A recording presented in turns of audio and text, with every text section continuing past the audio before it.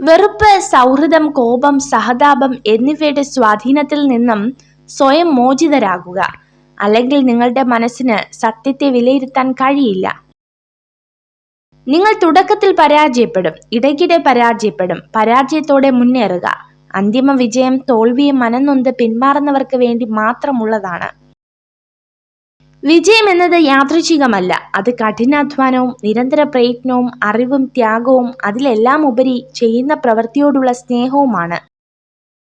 നിങ്ങൾക്ക് എപ്പോഴും നിരാശയും ദുഃഖവും ഉണ്ടാകുമ്പോൾ നിങ്ങളുടെ ഹൃദയത്തിലേക്ക് ഒന്ന് പരതി നോക്കുക.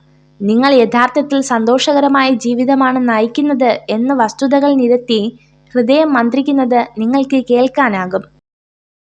ആദർശങ്ങളിൽ എപ്പോഴും ഉദാരതയും പ്രായോഗികതയും കാത്തു സൂക്ഷിക്കണം. എങ്കിലും നിങ്ങളുടെ പാദങ്ങൾ നിലത്ത് സ്പർശിച്ചിരിക്കുന്നു എന്ന് ഉറപ്പുവരുത്തണം. മറ്റുള്ളവരെ കുറിച്ച് താഴ്ത്തി സംസാരിക്കുന്നതിന് മുൻപ് നമ്മൾ എവിടെ നിന്നാണ് വന്നതെന്നും ഏതവസ്ഥയിലാണ് നമ്മൾ ഉണ്ടായിരുന്നതെന്നും ഓർക്കണം. നല്ലത് ചിന്തിക്കുക, നല്ലത് പ്രവർത്തിക്കുക, മറ്റുള്ളവർക്ക് നല്ലത് ചെയ്യുക, നല്ലതിനു വേണ്ടി പ്രാർത്ഥിക്കുക.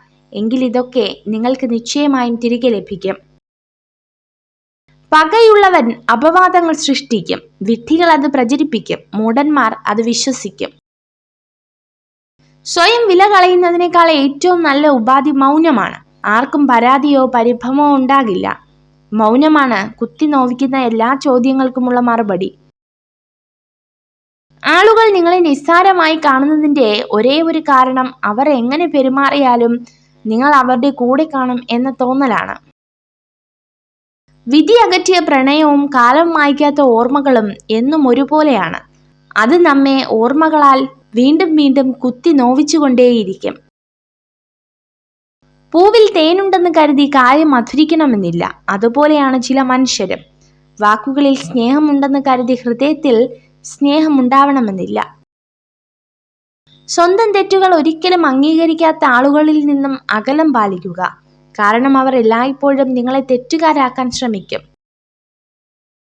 എളുപ്പമുള്ള ജീവിതം ലഭിക്കാനല്ല നിങ്ങൾ പ്രാർത്ഥിക്കേണ്ടത്. ജീവിതത്തിൽ പ്രയാസമുള്ള കാര്യങ്ങൾ മറികടക്കുവാനുള്ള ശക്തി ലഭിക്കാനാണ് പ്രാർത്ഥിക്കേണ്ടത്.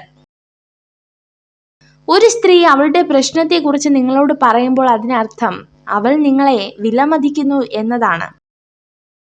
നിങ്ങളെ സ്നേഹിക്കുന്നു എന്ന് പറയുന്ന സ്ത്രീകളെ വിശ്വസിക്കരുത്. നിങ്ങളെ ശരിക്കും സ്നേഹിക്കുന്നു എന്ന് പ്രവൃത്തിയിലൂടെ കാണിച്ചു തരുന്നവരെ വിശ്വസിക്കുക.